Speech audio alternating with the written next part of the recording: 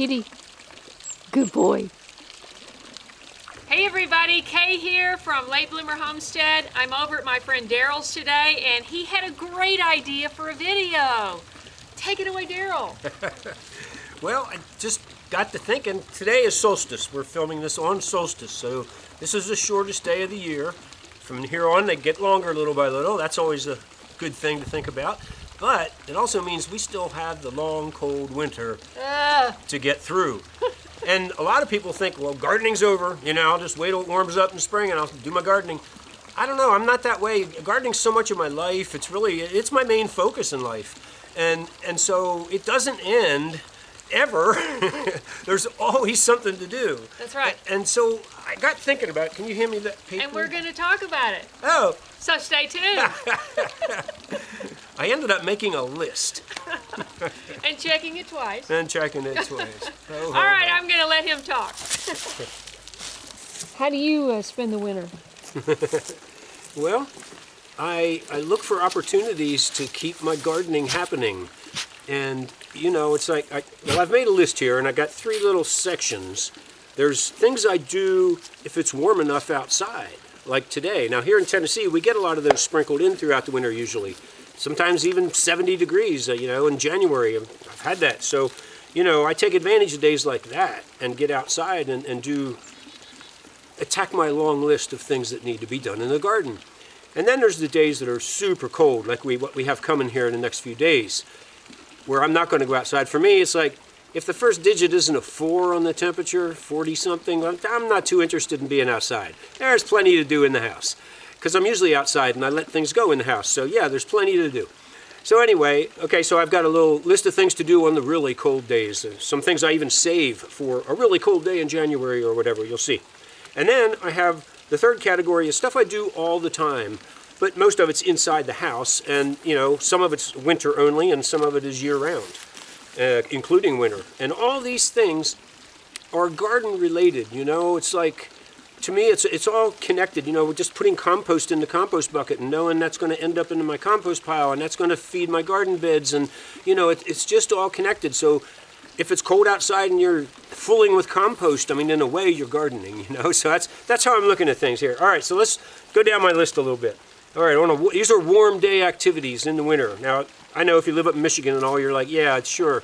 But for a lot of us, we have some. So you can do things like, you know, just garden improvements that you want to do. You know, fix up your trellises, build some new trellises, fence in a new area that you're going to garden, or prepare the soil to be a garden where it never was before. You can do things like that on these warm days and get a little jump on spring, because in the spring, you're just overwhelmed with stuff to do, and you're planting things, you got seedlings to take care of, there's just too much. So anything you can get done in the winter that has you sitting pretty for spring, that's what I'm talking about. So, you know, there's a lot of things you can do outside. You can make new raised beds, or, you know, whatever you're going to do. If you have had a garden and you just have bare soil, you know, that's a good time. Get some manure on it, or cover it with a bunch of hay. That's going to break. Both those things will break down, you know, as you move into spring, and it'll just help you get your good start in the springtime. You could build a compost pile. You know, I don't mean just your usual one you throw your kitchen scraps in, but intentionally build, you know, bring in all these different things and build a big compost pile and end up with a lot of compost. You can do stuff like that in the winter. There's no bugs out there bothering you. It's not hot. You're not sweating. Yeah, it's a good time to build a compost pile, and it'll make its own heat if you build it right. You can compost in the wintertime. I grew up in Lancaster, Pennsylvania, and I remember the Amish up there. They would sometimes, if they had to lay in a water line somewhere in the wintertime and it was kind of frozen and they couldn't dig a trench or whatever, they would heap up manure on top of that. And the heat of that would keep the water from freezing, even though the pipe's just laying along the surface. Wow. So, you know, manure makes heat, you know, so you can use that. You know, people do that sometimes and build a compost pile with, you know, really hot compost pile in the corner of a greenhouse to heat a greenhouse and keep it from freezing. So, you know, lots of things can be done. And then, speaking of greenhouses, you could be working on building a greenhouse in the wintertime, or some garden shed that you need for your tools, or a chicken house because you're going to get into chickens, or building rabbit hutches, or, you know, whatever the preparatory things that when spring arrives and you're ready to do it, you got it all ready to go. So we've got 3 months ahead of us. And, you know, you don't get warm days all the time, but you'll get some maybe. Take advantage of them. And that's what I mean, you know, gardening's kind of my life, and so it's like I'm always focused on gardening first, and, you know, if a nice day arrives, well, I might change my plans I had because, oh no, that's a good work day. I'm doing that, you know. So it's a priority for me. So I squeeze it in wherever I can. Let's see. Yeah, it's a good time to bring in all kinds of soil amendments. You know, clean out a horse barn and make a manure pile on your property. You know, bring in, you know, maybe just order a bunch of azomite, or I say azomite. A lot of people say azomite. I'll just throw in my 2 cents on that. Azomite is a mineral that they mine out west, and they didn't really, it's something we never saw before. It was just some ancient deposit, and they made up a name for it. And what it means is A to Z of minerals, azomite. Okay, so I say azomite. You know, most people just look at it and, you know, it does look like it would be azomite. I say azomite. Most people do. Yeah. I don't. I'm different. You're different. Because I know you're different. I know how they came up with the name. So, all right. Let's see. What else do I have on here? Yeah, you know. All right. Another thing I do right here at my feet. We're in a garden bed, and you know I have a path running through the middle here. In my garden, I put down wood chips for the walking paths, and then I mulch with hay on the beds. And so after a couple years, those wood chips have broken down and weeds are starting to take root. And if I just add more wood chips, my path's going to get too high up. So every couple years, I come in and I dig out about 4 inches deep, the length of the path.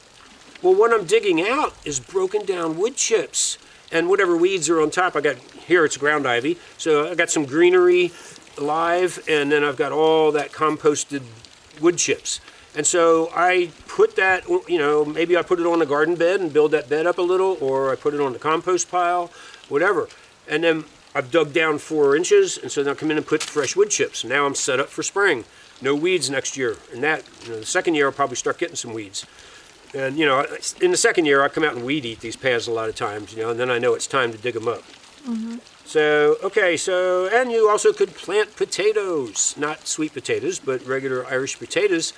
As long as the soil hasn't frozen where you're at and you get a warm day, I may do some today. I had some potatoes that I grew, and, you know, they started to get a little soft and sprouty, and so I set them aside. And so, you know, I've had lots of potatoes where I grew a bunch of potatoes and I dug them up, and then I find out in the spring, oh, I missed quite a few there. Look at that. So I know they can make it through a long, cold winter.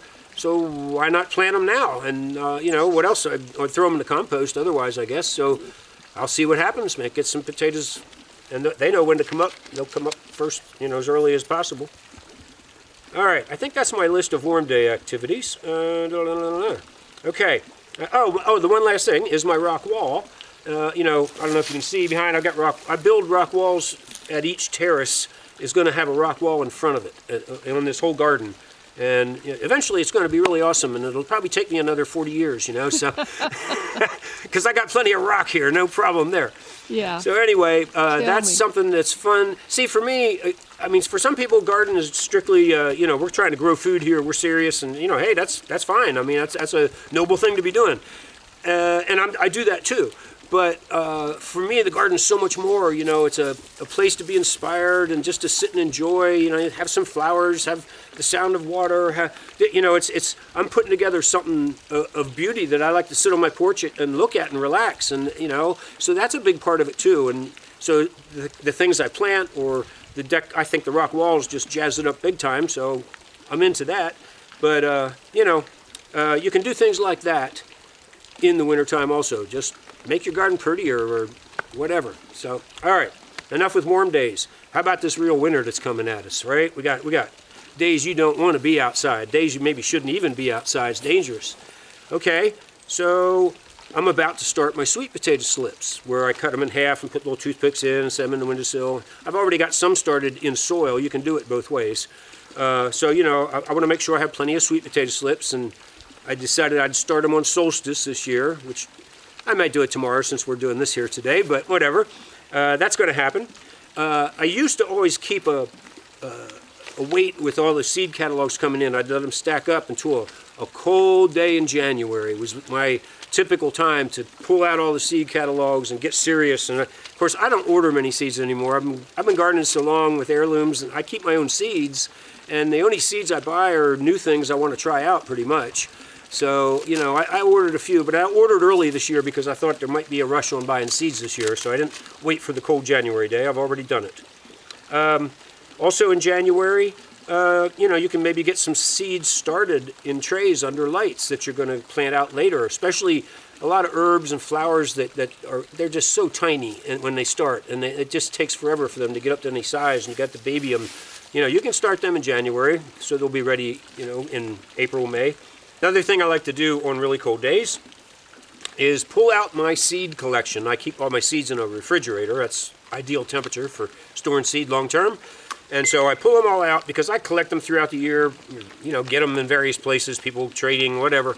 And so I want to get them out and get them organized and put aside, okay, what am I going to plant next year, and get all them in one bag or something, so when spring comes I can just, okay, here's this year's garden, and I can tear into that, and all the rest of the stuff is just, you know, for trading people or whatever.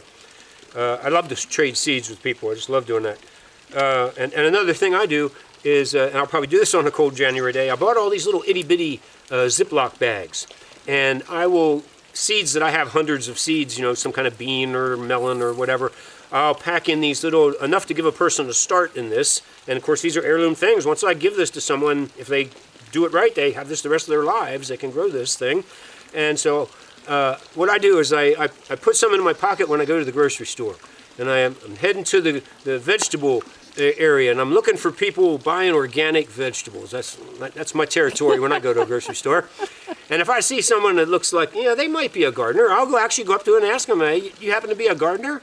And a lot of the times, if they're buying organic, a lot of those people are gardeners too. So I'd say 80% of the time, they're, yeah. And I say, well, it's your lucky day. I have free seeds for you. Two more things on this cold day list. You know, it's a good time if you have a shop, especially that's warm, to refurbish all your garden tools. Clean them up, maybe oil them, paint them, you know, fix broken handles, I've whatever. never done that. Yeah, I used to know this guy, when I was real young, this guy, he was into it.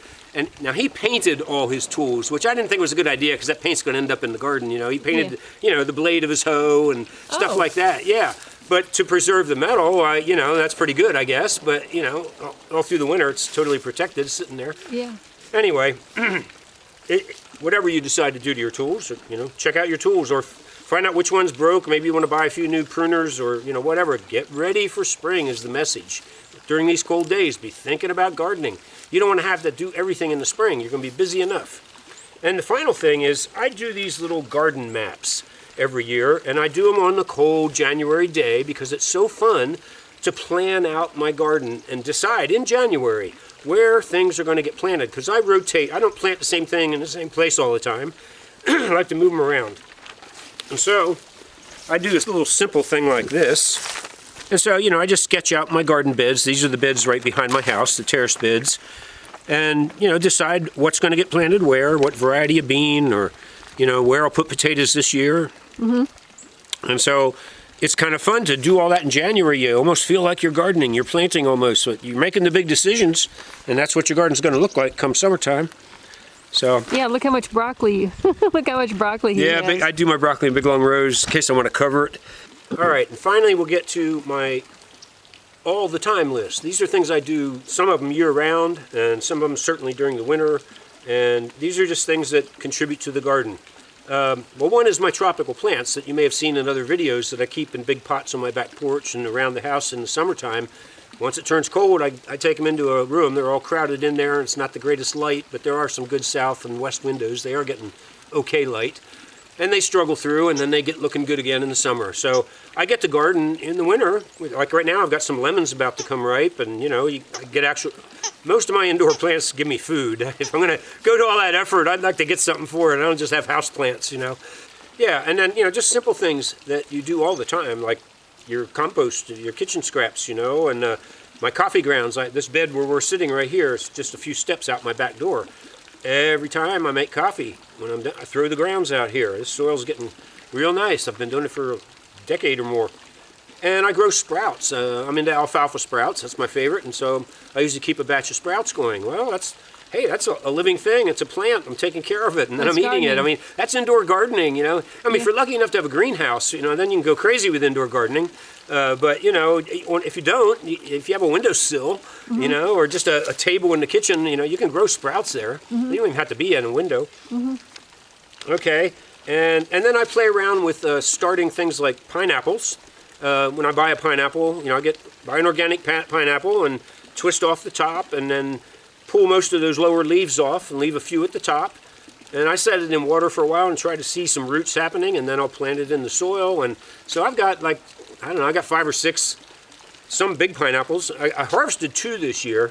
They were only about half size of what the ones I had bought, but they were absolutely as delicious as the ones I had bought. They're really good. It only took 2 years, right? It takes 1.5 years. When you cook your vegetables, I almost always exclusively steam my vegetables because that's supposed to lock in more of the nutrients. But if you boil your vegetables in the water, it's actually better for what I'm going to talk about, but it's not as good for you because you lost some of the nutrients by boiling them. Let that water cool. Do not throw that water away. That is valuable plant food right there. I use it on my tropical plants all winter long. Well, I do it in summer too. I just give it to my tropical plants all the time. All steamer water, you know, whatever vegetable was in there, they're getting those nutrients. You're fertilizing that plant when you do that. So since it's wintertime and I'm burning firewood, I've come up with a way to collect some biochar in the process, and we'll get down and I'll show that to you in a minute. It's just a simple thing I'm doing. But I grow all this bamboo here, and bamboo biochar is a thing. I mean, you can make a lot of good biochar with bamboo, and I want to get set up where I can make it more in a larger quantity. So anyway, I'm doing it small time enough that I'll be using it in my compost piles. Okay. We'll show you that. Another thing you can do on these cold winter days, or all the time, is crafts that have to do with things from your garden. You know, maybe you grew some flowers that are making gorgeous dried flowers now, and you can make arrangements and make gifts, or you know, whatever. Maybe you grew some hard shell gourds and you can make a birdhouse, or you know, you can make yourself a crazy gourd hat. You know, It's perfect. This doesn't work so good unless I have this hat underneath it, and then it's pretty stable, and it looks so wacky. You know, It does look wacky. it looks wacky. You're right about that. Yeah. So, you know, but, you know, maybe you grew loofahs and you can, you know, cut them, make them sponges. You can impregnate them with soaps and herbs and scents and different things. Give them as gifts. Bamboo, you know, this year I was going to bring them out. I'll show you later. I made a couple little things out of bamboo, just spur of the moment. I saw this little piece of bamboo I had left over. It's like, well, that'd be a perfect little drinking glass. Let me just had it done in a few minutes, you know. So, you know, just stuff like that. I do, you know, you can make salves and tinctures out of things from your garden, your herbs and things that you grew. Teas you can make for gifts or for yourself and drink them all winter. And your canned vegetables, things that you canned yourself, you know, make excellent gifts. So, you know, you can be busy with that all year round or on these cold days. It's nice to have a bird feeder. I like having the bird feeder in the middle of my garden somewhere. Fortunately, it's straight out my window where I get to look at it too, but it is sort of in the middle of this garden area. And the reason I like that is it attracts a lot of birds, obviously, and the bird droppings are free fertilizer, you know? I mean, I can shovel chicken manure and, you know, put it on my garden, but that's a lot of work. Chickadee manure's good too, you know, and they're doing it for free. I don't have to do anything, and they're putting it all over the place. So attracting birds in the wintertime, free manure, that's how I see it. Well, let me ask you real quick in case somebody writes in and says something. Now, you don't put your chicken manure directly fresh on the garden. The only time I would do that is if maybe late summer, you know, into fall, and so it has time to break down by spring. Okay. And then you'd be okay. But yeah, that's a real hot manure. You can't use that direct. Usually it should go to the compost pile first. Yeah. And then use it. But if you put it on in the cold weather in the fall, you could do it. Let's see, and yeah, the bird feeder. It's also, you know, all the time, or the cold winter days, is a great time to read about gardening. There's good gardening books and magazines where you can learn new tricks. And, you know, watching videos on YouTube or whatever, you can really learn a lot about gardening. And if you're into gardening, you should be wanting to learn new tricks all the time. And, you know, that's just half the fun of gardening. You get better as you go along. And, of course, you become a weather watcher, okay? Not just, well, you know, like like for knowing when the good day is going to come up in the winter, that hey, it's going to be 52 and sunny that day. I don't think I'm going to go to town that day. I think I'll stay home. I'm going to change my schedule around the weather. Right. Okay, so not just watching out for bad weather coming or dangerous weather, that's part of it, but, or, you know, maybe it's summertime and hasn't rained for 2 weeks. You end up watching the weather a lot. You want to know when your garden's going to get a free watering, you know, or Right. you're going to have to get out there with sprinklers, or what are you going to do? So you become a weather watcher. And I guess that brings us to the end of the list, but do you see how much there is to do in the winter? It's awesome. You're gardening year-round. All right, this is a bucket with ashes straight out of my fireplace, although they've been sitting out cooling off for a few days. They're not hot anymore. And what I'm doing, okay, I'm going to collect what is kind of like biochar, okay? And some of it may actually be actual charcoal, and others maybe not quite, maybe just partially burned wood. And so I'm just going to use it anyway. At this point, this is just, I just don't want this to go to waste, and like I said, I'm going to try to rig up a thing so I can really make some bamboo biochar here. But this is all just my firewood, you know, that burned in the fireplace. And what I do is I put this little basket here.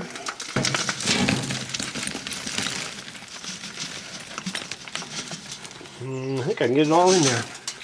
All right, I took the whole bucket. I'll let that just clear a little bit. Yes. Good little wind blowing it right in my face. Okay, then I just keep shaking this, and I'm going to try to get all the ash out of here. I'll collect that down below there. The ash is, you know, very alkaline, so you got to be careful putting it in your garden beds. I mean, a little bit is okay, especially if you need to alkalize your soil, if you have acidic soil, but you got to be careful. What is lime? Is that acidic? Lime is just ground up limestone. No, I know, but is it acidic or? Oh no, it's alkaline. And see, that's the other thing. That's why I don't really need. I'm on limestone here. I'm sitting on limestone, and So you don't need to. yeah, it's already alkaline soils here. A little bit, not too much, but you know, I don't need to make it more so. Mm-hmm. So it doesn't take 30 seconds or so. Did you just get that basket at like Walmart or? Yeah, I think I got it at Lowe's, maybe in the water filtration kind of department, or I think that's what okay. Maybe it's for swimming pools, or I don't know. You could use lots of different things. You could use a basket even, Mm-hmm. woven basket. So that's good enough. I got most of the ash out. Mm-hmm. I'm about filled that bucket up. Now what I want to do with this is I'm going to take, okay, you can see the ash, the little pile of ash there. I'm just dumping that where I'm filling some ground in with wood chips and raising the soil level. I'm just going to add the ash to that. It's not going to hurt anything. Mm-hmm. And with this, I'm going to try to crush it up in smaller pieces, and then I'm going to add it to my compost pile. And you're supposed to kind of charge the biochar up with microorganisms in the compost pile before you add the biochar to your garden beds. That way you're getting a way bigger effect happening. The reason behind biochar is so on a microscopic level, like it has itty bitty little open cells, sort of like imagine a sponge, but on a very small scale. Okay, little pores and openings all through it. And that's more surface area for the bacteria and the microbes that you want to get into your soil to help improve soil. That's the kind of environment they thrive in. And so you get this charged up full of these organisms that you want, and then you put the biochar out of your compost pile along with some compost and put it in your garden bed. So I should have been adding all this biochar to my compost pile. It's better to charge it up first. It's not like it's not going to do you any. You already have some of those microbes in your garden. Yeah. It's just you got a lot more in a compost pile. It's a more active kind of thing. But I'm saying, but my point is, I have not put any in my compost pile, and I should have. Yes. Right? Yes. Okay. Yeah, that's the best. You Okay. start it goes there first, then it goes to the garden. Okay, because I have put it directly to the garden, and that's not as good. Well, it's not hurting anything, but you don't have the teeming microorganism life in the garden bed like you do in a compost pile. Right. So it's not it won't get infested with them as quickly. I see. So this is the new addition. I haven't seen it. Yeah, if you remember from our previous video about the holy basil, you can see what this thing looked like. That was the before picture. We were working at this bed getting the basil, and here's the after.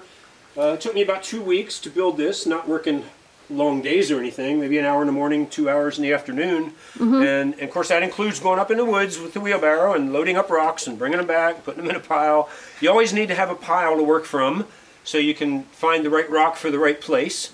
And so, you know, this is fun stuff for me. I love it, and I love the finished product. This is right off our porch. You really see it looking out from inside the house. It's beautiful.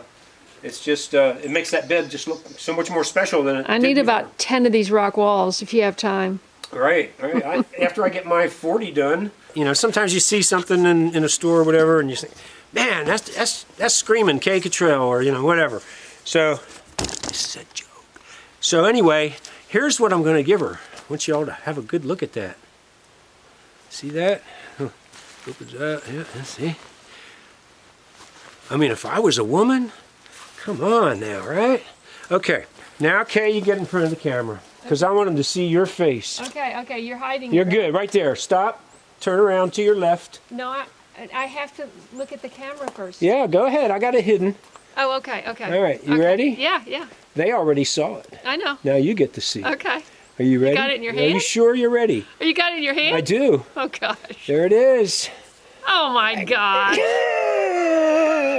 What the heck?